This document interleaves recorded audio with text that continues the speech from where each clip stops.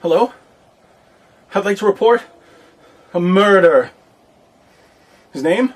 Muhammad ibn Abdullah. I think he was poisoned. No, he's the Prophet of Islam. Well, it was almost 14 centuries ago, but don't you guys have like a cold case file or something? Not for that long ago. Do you have any clue how important this case is? I've got Sunnis telling me a Jewish woman poisoned him. I've got Shias telling me Aisha poisoned him. And I want to know who killed... Hello? She hung up. Guess I'll have to solve this one myself. Through a careful investigation of the Muslim sources. By the way, to all my Muslim friends out there who've never bothered to read your most trusted sources, may I say in advance, Mwahaha.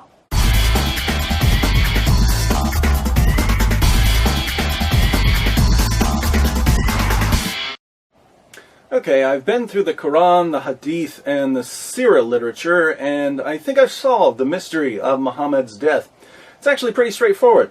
The Muslim sources tell us that Muhammad was poisoned. All we have to do is take everything we know about how Muhammad was killed and ask ourselves, who would have killed him in that particular way? Police do this sort of thing every day. They match up a bullet with the gun that fired the bullet. They match up fingerprints with the finger who left the fingerprints. They match up details of a crime with a criminal who has a certain MO. So to figure out who killed Muhammad, we just need to do a little profiling. But the fact remains you can't prove that I did it. It could have been anybody. It could only be you. By your own admission. The main difficulty we face is that lots of people wanted to kill Muhammad. The pagans wanted to kill him for conquering their cities, smashing their idols, slaughtering their men, raping their women, and enslaving their children. Jews wanted to kill him for seizing their land, destroying their communities, slaughtering their men, raping their women, and enslaving their children. Christians wanted to kill him for threatening to conquer them. Men wanted to kill him, women wanted to kill him, old people wanted to kill him, young people wanted to kill him. Muhammad made a lot of enemies. What's the matter, Rodney? I don't get no respect at all. Fortunately, we can narrow down our list of suspects by ruling out people who would have killed Muhammad in some way other than poisoning. Certain killers like to strangle their victims. They're not going to use poison. Some people prefer knives. Some people set fires. Some people push their victims off cliffs. Colonel Mustard wouldn't poison anybody. He'd use a lead pipe in the ballroom.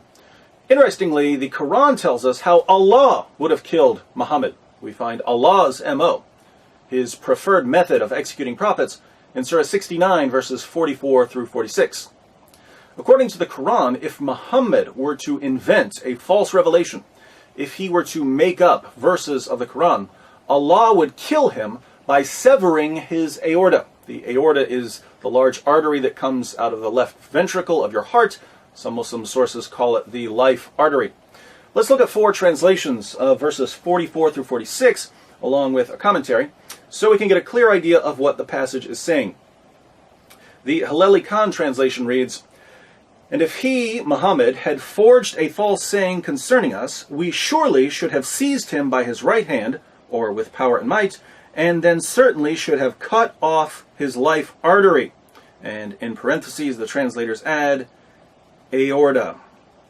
The Pickthall translation declares, "And if he had invented false sayings concerning us, we assuredly had taken him by the right hand and then severed his life artery."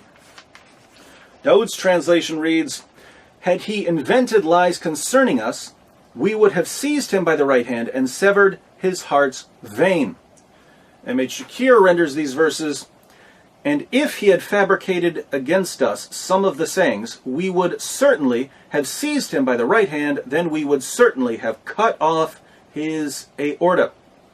Just so we're clear on the meaning, and no one accuses me of misrepresenting the passage, let me read one of the greatest Muslim commentaries on these verses. This is Tafsir Jalalain. "And had he, namely the Prophet, fabricated any lies against us by communicating from us that which we have not said, we would have assuredly seized him. We would have exacted vengeance against him as punishment by the right hand, by our strength and power. Then we would have assuredly severed his life artery, the aorta of the heart, a vein that connects with it and which, if severed, results in that person's death. So if Muhammad had been a false prophet and a liar and a deceiver, we know how Allah would have killed him. Allah would have cut his aorta.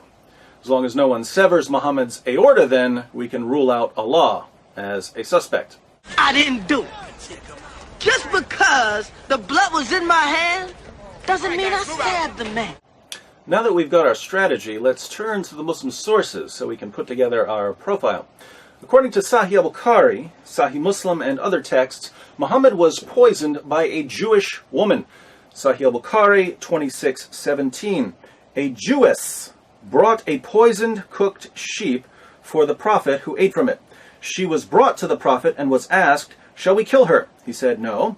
Anas added, "I continued to see the effect of the poison on the palate of the mouth of Allah's Messenger." People could see the effect of the poison in Muhammad's mouth. The poison apparently disfigured his palate, making his mouth look strange. Sahih Muslim 54:30. A Jewess came to Allah's Messenger with poisoned mutton, and he took of what had been brought to him. When the effects of this poison were felt by him, he called for her and asked her about that. Whereupon she said, "I had determined to kill you." Thereupon he said, "Allah will never give you the power to do it." Muhammad tells this woman, "Allah will never allow you to kill me." I guess Muhammad didn't know Allah very well, because the poison ultimately did kill him. In case you're wondering why this woman wanted to poison Muhammad, she tells us in Ibn Sa'd. The apostle of Allah sent for Zainab bint al-Harith, that's the woman who poisoned him, and said to her, "What induced you to do what you have done?" She replied, "You have done to my people what you have done. You have killed my father, my uncle, and my husband, so I said to myself, if you are a prophet, the foreleg will inform you. And others have said, if you are a king, we will get rid of you." The woman poisoned Muhammad because he slaughtered her family. Guess Louis Farrakhan got something right.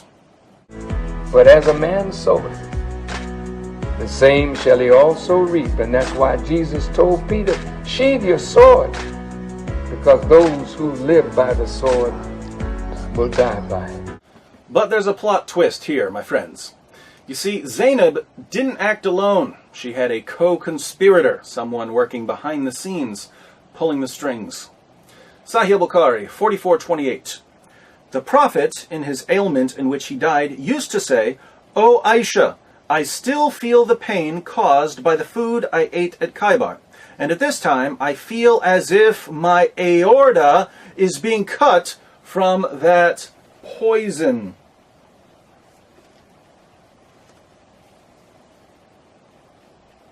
What's that, Muhammad? Something about your aorta being cut? That's funny. I seem to recall someone telling us that if he were going to kill you for being a false prophet, he'd do it by severing your aorta. But let's keep reading. Sunan Abu Dawud 44:98. A Jewess presented Muhammad at Khaybar a roasted sheep which she had poisoned. The apostle of Allah ate of it, and the people also ate. He then said, "Lift your hands from eating, for it has informed me that it is poisoned." Bishr bin al-Bara bin Marur al-Ansari died. So he, the Prophet, sent for the Jewess and said to her, "What motivated you to do the work you have done?" She said, "If you were a prophet, it would not harm you. But if you were a king, I would rid the people of you." The apostle of Allah then ordered regarding her, and she was killed. He then said about the pain of which he died, "I continued to feel pain from the morsel which I had eaten at Khaybar. This is the time when it has cut off my aorta." This is the time when it has cut off my aorta.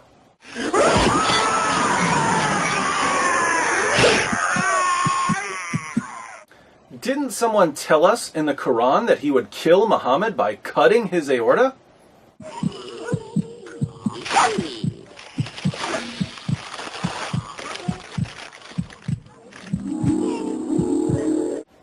Notice the passage says that Muhammad's companion Bishr died from eating the poison.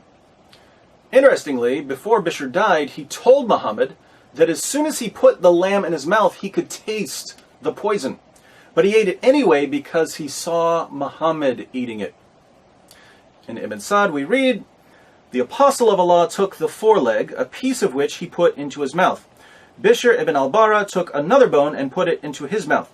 When the Apostle of Allah ate one morsel of it, Bishr ate his, and other people also ate from it. Then the Apostle of Allah said, 'Hold back your hands, because this foreleg has informed me that it is poisoned.' Thereupon Bishr said, 'By him who hath made you great, I discovered it from the morsel I took. Nothing prevented me from spitting it out, but the idea that I did not like to make your food unrelishing. When you had eaten what was in your mouth, I did not like to save my life after yours, and I also thought you would not have eaten it if there was something wrong.' Bishr did not rise from his seat, but his color changed to that of a green cloth." Friends walk together, la la la la. Bishr died because he trusted Muhammad. Muhammad died too. His pain and sickness just lasted much longer. In Sunan Abu Dawud, Muhammad even described his pain to Bishr's mother. Bishr said to the Prophet, during the sickness of which he died, "What do you think about your illness, Apostle of Allah? I do not think about the illness of my son except the poisoned sheep of which he had eaten with you at Khaybar." The Prophet said, "And I do not think about my illness except that. This is the time when it cut off my aorta." There's that aorta again. Tabari, page 124, "The Messenger of God said during the illness from which he died, the mother of Bishr bin al-Bara had come to visit him. Bishr, at this very moment I feel my aorta being severed because of the food I ate with your son at Khaybar." Okay, Muhammad, we get the point about the severed aorta. According to Aisha, Muhammad was in total agony before his death. Sunan ibn Majah, 1622, Aisha said, "I never saw anyone suffer more pain than the Messenger of Allah."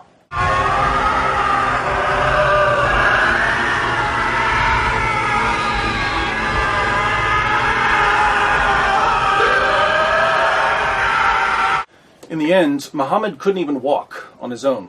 His followers had to drag him around. Sahih al-Bukhari 2588, Aisha said, "When the Prophet became sick and his condition became serious, he requested his wives to allow him to be treated in my house, and they allowed him. He came out leaning on two men while his feet were dragging on the ground."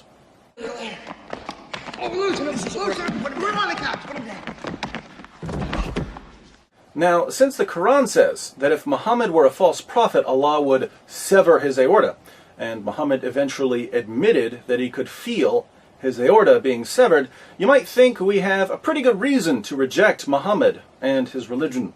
But you're wrong. If you look more closely, you'll see that we have at least 10 good reasons to reject Muhammad here. First, think about Muhammad's argument in the Quran. "If I'm a false prophet, Allah will cut my aorta." People who make silly claims like this usually aren't prophets. "I am a prophet. If I'm not, may God strike me with lightning." No lightning. This proves I'm a prophet. When someone uses that kind of reasoning, chances are he's a false prophet. But that's exactly how Muhammad argues in Surah 69. So, logically, If she weighs the same as a duck, she's made of wood. Second, even though these "God will strike me down" claims are usually enough to spot a false prophet, I believe that God sometimes makes things even more clear and obvious for us. If someone's running around saying, "I'm a prophet, God didn't strike me down," God might ignore him, but in some cases God might decide to thoroughly disgrace and humiliate him. And if any false prophet in history was a candidate for divine judgment, it was Muhammad. Now, Surah 69 was a Meccan surah, meaning that Muhammad was reciting this to his followers for years. He spent years telling his companions, "If I'm a false prophet, God's going to sever my aorta." My friends, there are thousands of ways to die. Do you really think it's a coincidence that Muhammad died in exactly the way the Quran said he would die if he's a deceiver and a false prophet? Looks like divine judgment to me. Third, I don't want to call Muhammad stupid because that wouldn't be politically correct. But let's think about this for a moment. Muhammad and his followers attack Khaybar. After the Muslims kill a bunch of men and rape a bunch of women, standard practice for Muslims back then, a Jewish woman comes up to Muhammad. The Muslims had slaughtered her family, and she offers to cook dinner for Muhammad and his band of merry men. And Muhammad accepts her offer. Sure, I love lamb. So nice of you to cook dinner for us after we butchered your father and your husband. Look, if Muhammad doesn't have enough common sense to realize he probably shouldn't eat that lamb, why should we trust anything that comes out of his mouth? If a woman comes up to you and says, "Hi, you slaughtered my family. Care for a delicious meal?" and the only response you can think of is, Yeah, I think so. "Sorry, you're not a real prophet." Fourth, despite the fact that Muslims had slaughtered her family, the Jewish woman, Zainab, was actually open to the possibility that Muhammad was a prophet. She gave him the poison as a test. If he were a true prophet, he wouldn't eat it. If he were a false prophet, he'd die. Since Muhammad died from the poisoning, he failed Zainab's test. Fifth, Muhammad's companion Bishr could taste the poison as soon as he put the lamb in his mouth. Why did he keep eating? He kept eating because he believed in Muhammad. There's no way this lamb is poisoned. Muhammad is eating it. He's the prophet. Bishr's faith in Muhammad got him killed. And I'm willing to lay this down as a rule. If I can't trust you with my dinner, I definitely can't trust you with my salvation. If you can't figure out what's waiting for you in food, how could you possibly know what's waiting for you in the afterlife? Ignorance is bliss. Sixth, when Zainab told Muhammad that she had poisoned him, Muhammad said that Allah would never allow it. But Allah did allow it. So if Muhammad was wrong about Allah then, please explain to me why I should trust him when he tells me other things about Allah. Seventh, Muhammad claimed that the lamb he was eating spoke to him and told him that it was poisoned. So he got a special revelation because he was a prophet. Two questions. One, why didn't the roasted lamb say something 5 minutes earlier, which would have saved Muhammad's life, not to mention Bishr's life? And two, why did Muhammad need a revelation when you could taste the poison? Isn't this proof that Muhammad was actually making up revelations? Isn't it obvious that he tasted the poison, same as Bishr, but instead of saying, "Hey, I taste poison," he said, "It's speaking to me. I'm a prophet." Sounds like a fake to me. Eighth, think about the justice here. The justice is just a little too poetic. This can't be a coincidence. Muhammad did more than anyone else in history to provoke hatred against Jews. Muhammad did more than anyone else in history to oppress women. Muhammad told his followers that women are stupid. And then Muhammad died a miserable, humiliating, wretched death after being outwitted by a Jewish woman. So God didn't merely disgrace Muhammad by severing his aorta, thereby identifying him as a false prophet. God added to Muhammad's degradation by severing his aorta through the hands of a Jewish woman seeking vengeance against the man who had brought her community nothing but death and rape.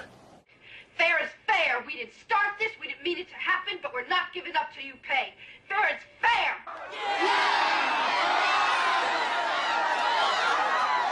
Ninth, according to the Quran, when the Jews tried to kill Jesus, Allah intervened and rescued him. This is Surah 4, 157 and 158. Allah took Jesus safely to paradise. He wouldn't give anyone the victory over Jesus. But when a group of Jews wanted to kill Muhammad, what happened? Allah sits back and watches as a woman poisons his prophet, and he does nothing as his prophet dies a humiliating death. Why does Allah protect Jesus from harm, zips him straight to paradise? Then when he turns around and sees Muhammad wallowing in freakish misery, Allah doesn't lift a finger to help him. Sounds like Allah was showing a little favoritism. Don't mess with Jesus, Allah won't let you. But go ahead and feed Muhammad some rat poison, Allah doesn't care.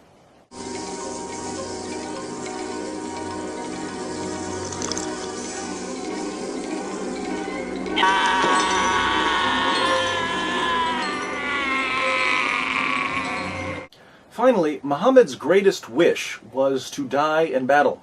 Sahih al-Bukhari 2797. The Prophet said, "By him in whose hands my soul is, I would love to be martyred in Allah's cause and then come back to life and then get martyred and then come back to life again and then get martyred and then come back to life again and then get martyred."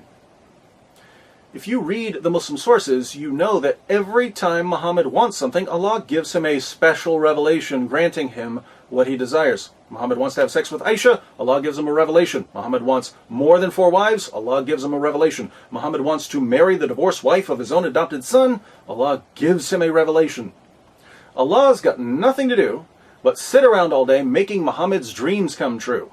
Well, I've read about genies, but I never thought they really... It's like something out of the Arabian Nights. Muhammad's ultimate wish was to die in battle. It was his greatest desire. But instead of letting Muhammad die while fighting the Jews, Allah lets him die a disgraceful death in utter agony at the hands of a Jewish woman. Death by leg of lamb. After spending more than 2 decades granting Muhammad anything he wanted, Allah suddenly decides not to give Muhammad what he wanted most. It seems Allah had a change of heart. Putting all of this together, we found at least 10 reasons to reject Islam just by examining Muhammad's death. If we look at how he lived, of course, we have another 1 trillion or so reasons to conclude that he's a false prophet.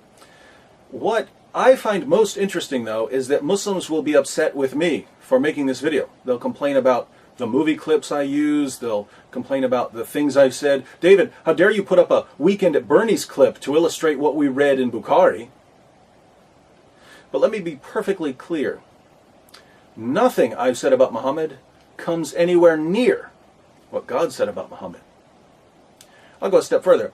If you take everything that people have ever said or done to insult Muhammad, Salman Rushdie's satanic verses, the Danish cartoons, people burning the Quran, if you take everything critical of Muhammad and roll it up into one big ball, that's nothing compared to the way that God insulted and condemned Muhammad. There's no comparison between some guy drawing a picture of Muhammad and God severing his aorta to humiliate him.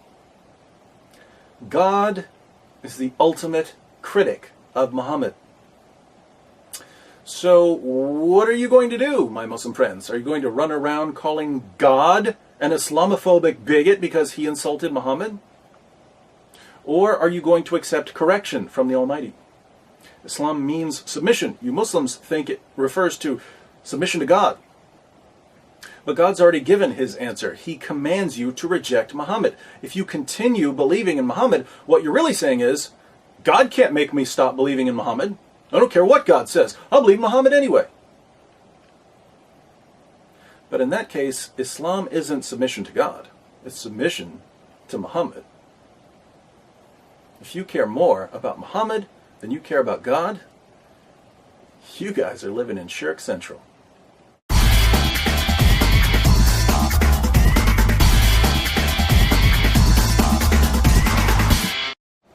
That's right. I solved the cold case. So put that in your file.